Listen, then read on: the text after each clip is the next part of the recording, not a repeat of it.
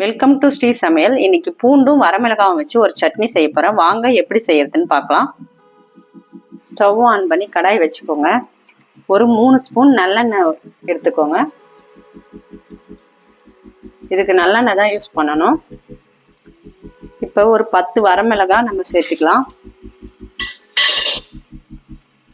மிளகாய் நல்லா வறுபட்டு வரட்டும்.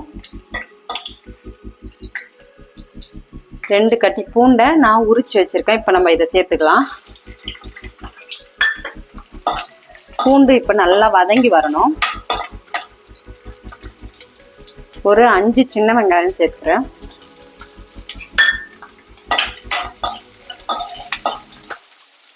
இப்போ பூண்டு வெங்காயம் எல்லாம் நல்லா வதங்கிருக்கு. 2 தக்காளியை கட் பண்ணி சேர்த்துக்கலாம்.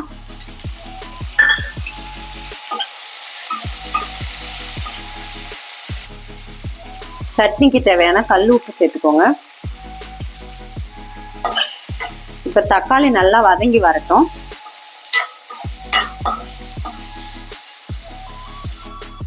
தக்காளி நல்லா வதங்கிருக்கு.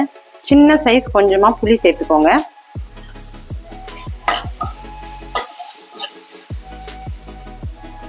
கொஞ்சமா கருவேப்பிலை,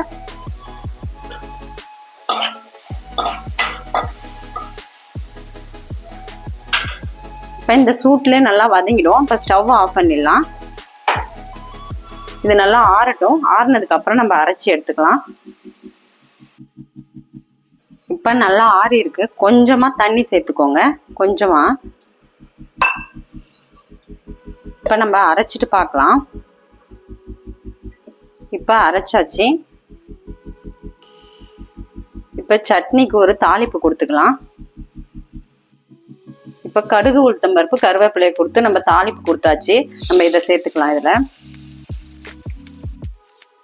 இப்போ சூப்பரான பூண்டு வரமிளகாய் சட்னி ரெடியா இருக்கு பாருங்க.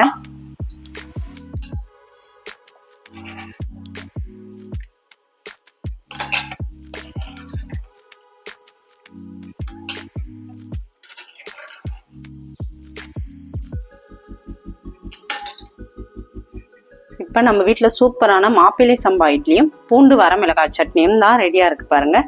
இது மாதிரி நீங்களும் உங்கள் வீட்டில் செஞ்சு பார்த்துட்டு எப்படி இருக்குன்னு கமெண்ட் பண்ணுங்கள். இட்லி எவ்வளோ சாஃப்டாக இருக்குது பாருங்கள். பஞ்சு போல் ஆவி பறக்க சுட சுட இருக்கு. இந்த வீடியோ பிடிச்சிருந்தா லைக் பண்ணுங்கள், ஷேர் பண்ணுங்கள், சப்ஸ்கிரைப் பண்ணுங்கள்.